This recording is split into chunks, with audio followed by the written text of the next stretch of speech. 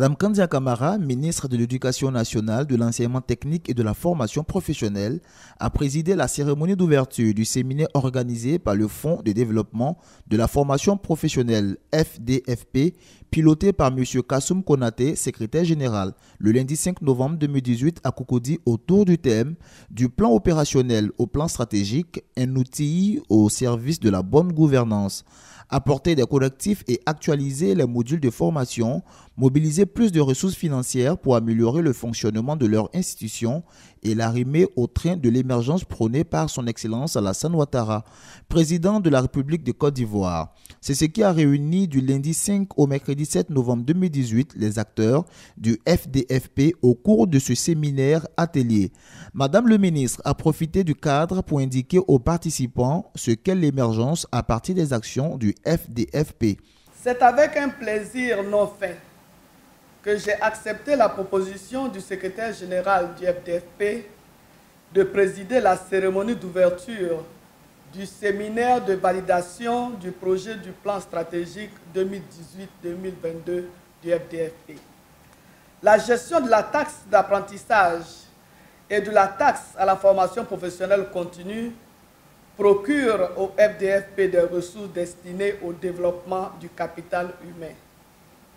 Vous le savez, sur la route de l'émergence, le capital humain tient une place de choix, puisque c'est avec des hommes et des femmes disposant de qualifications et de compétences professionnelles avérées, en capacité de travailler pour l'entreprise ou de produire pour eux-mêmes, que la création des richesses se fait et que la mutation de la société se fera dans le sens de l'amélioration du cadre et des conditions de vie des populations.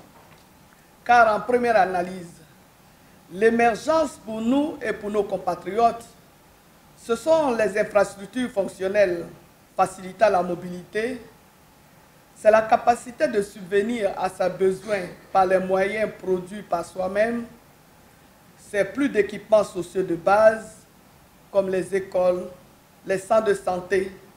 C'est enfin et plus généralement l'égalité de chance offerte à chaque citoyen, quel que soit son lieu de résidence, de se sentir membre de sa communauté et de se sentir membre de la communauté nationale. Dans cette perspective, chaque démembrement de l'État est investi d'une mission précise. En ce qui concerne le FDFP, vous l'avez rappelé, Monsieur le Secrétaire général, c'est de contribuer au développement économique et social par le financement de la formation professionnelle et faire du FDFP une institution de référence en matière de financement de la formation professionnelle, de l'apprentissage et de l'accroissement des compétences de l'ensemble de la population active. À l'issue de l'atelier, les résolutions retenues seront remises à Madame le ministre pour analyse et validation pour le gouvernement. La cérémonie a été rehaussée par la présence de M. Tiekoura Kone, conseiller spécial, représentant le Premier ministre, son Excellence, M. Amadougon Koulibaly. Au cœur des préoccupations du gouvernement aujourd'hui, c'est les questions de l'emploi. Mais vous ne pouvez pas résoudre les questions de l'emploi sans résoudre la question de l'employabilité des jeunes.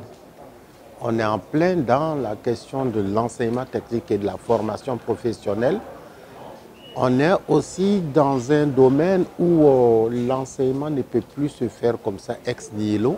Il faut une étroite relation avec le secteur privé et avec les entreprises. Je crois que c'est là l'intérêt du FDFP en tant qu'outil stratégique.